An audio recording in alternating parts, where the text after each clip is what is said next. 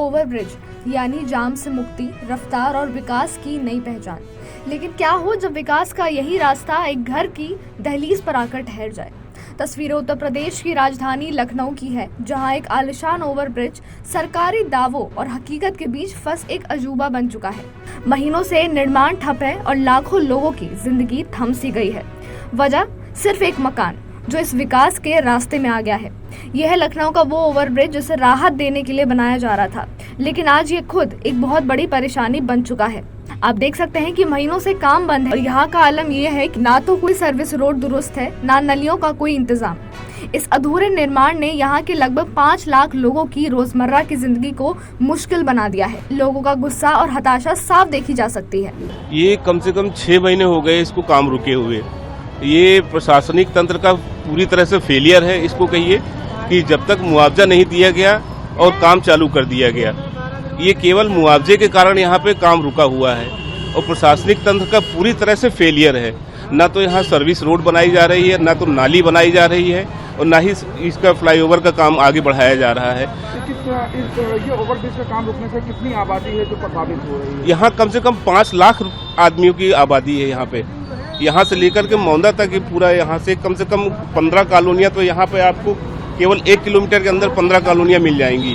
उसके आगे मौंदा कम से कम यहाँ से 15 किलोमीटर आगे तक जाएंगे, वहाँ तक की कॉलोनियाँ सफर कर रही हैं। काम रुकने से क्या कुछ समस्याएं यहाँ पर देखने को मिल रही है? काम रुकने से महिलाएं, बच्चे हैं, ऑफिस है, कोई समय पर पहुँच नहीं पा रहा, मरीज नहीं पहुँच पा रहे हैं। इस पूरे मामले में प्रशासनिक लापरवाही साफ झलकती है।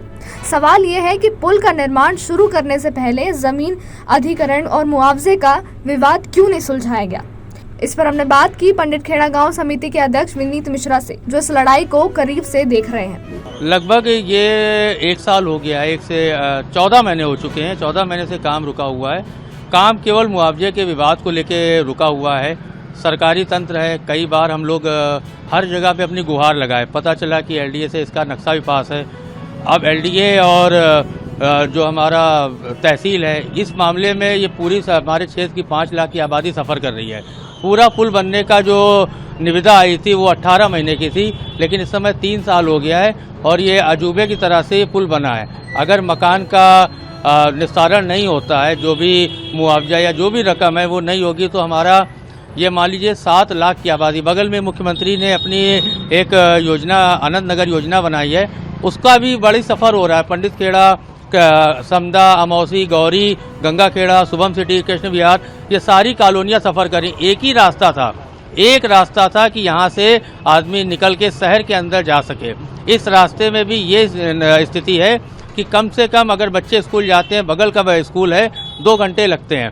अगर किसी भी व्यक्ति को 9 बजे अपने ऑफिस जाना तो फिर 7 बजे निकलना पड़ता है। शाम को अगर वो 6 बजे आता है तो अपने घर पे 8 बजे पहुँचता है, केवल इस केसरी खेड़ा फाटक की वजह से। एक तरफ विकास का अधूरा सपना है तो दूसरी तरफ एक नागरिक का अधिकार, और इन दोनों के बीच पिस रही है लाखों की आबादी। जिला प्रशासन भले ही हल तलाशने के दावे कर रहा हो, लेकिन हर गुजरता दिन लोगों की मुसीबतें बढ़ा रहा है। सवाल यह है कि प्रशासनिक चूक का खामियाजा आम जनता कब तक भुगतेगी। आखिर कब तक लखनऊ के लोगों को इस जाम के जंजाल से मुक्ति मिलेगी और विकास का ये अधूरा पुल अपनी मंजिल तक पहुंचेगा।